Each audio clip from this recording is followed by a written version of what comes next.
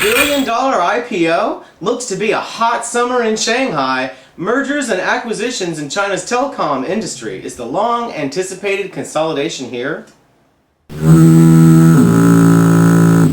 The Shanghai Composite inched its way back up past 4,000 after dipping below that mark at the beginning of the week.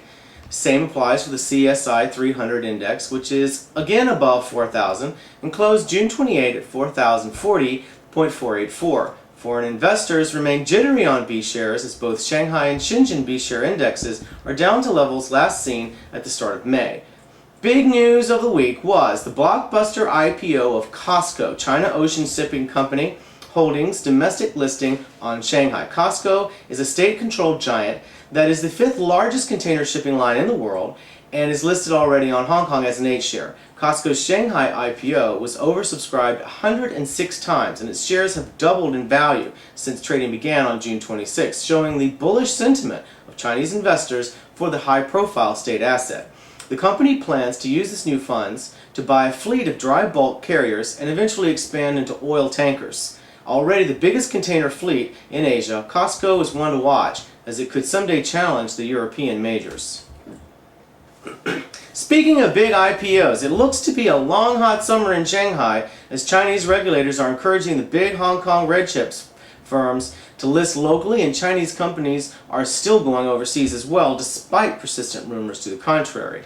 One such red chip, Hong Kong listed China Mobile, the world's biggest mobile phone company, on pace to have 500 million subscribers by 2008, is on for a giant IPO listing on the Shanghai Exchange as soon as July, although there is no firm timetable. Interest is so high for investing in China Mobile that expectations are the IPO could rake in $10 billion US. I've got more on the telecom industry later in the show.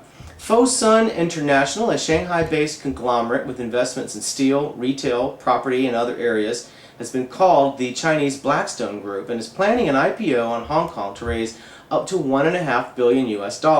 The money raised will be used to fund acquisitions in its core investment segments and repay debt. Core investors already include Li Ka-shing, Hong Kong's richest man, and the government of Singapore Investment Company. Fosun is majority owned by Chinese billionaire Guo Guangchang, who co-founded the company. And here's a chance to invest in China's movie business. The Huayi Brothers Group, a media company with operations in television, music, advertising, and film, is planning an IPO outside China sometime next year. The company produced 4 of the top 10 grossing domestic movies in China last year. Wang Zhongjun, the elder brother that co-founded the company, will remain in control of 70% of the company's shares. Huayi Brothers already received around $32 million in Series B and C venture capital funding. The IPO is planned for 2008 on an as-yet unnamed overseas exchange. No other details at this time. The Huayi Brothers films range from historical epics to action flicks, with Jackie Chan of course, but also smaller picks relevant to modern Chinese society today.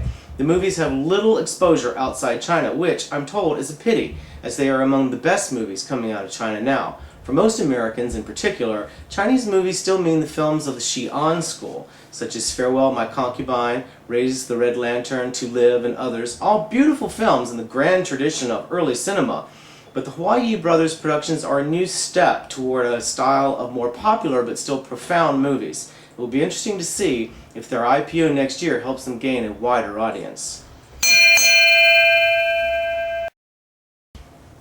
After 2 years of speculation, China Unicom will indeed be split, with its CDMA mobile network going to China Telecom and its GSM mobile network going to China Netcom, the two heretofore fixed-line only telecommunication companies in China's southern and northern regions respectively. China Unicom is the smaller of China's 2 mobile companies, dwarfed by industry giant China Mobile. With the addition of mobile phones, China Telecom and China Netcom should open up the mobile phone business in China and eventually lead to the emergence of a true global competitor. At the last National People's Congress, Prime Minister Wen Jiabao accused the telecom sector of monopolistic tendencies, and many insiders say that the restructuring needed in the industry is delaying the adoption of 3G technologies in China. How the consolidation of the telecom industry plays out will be important to watch, as it will give clues to future restructuring in other Chinese industries, notably steel, and automobiles. I'll see you next time.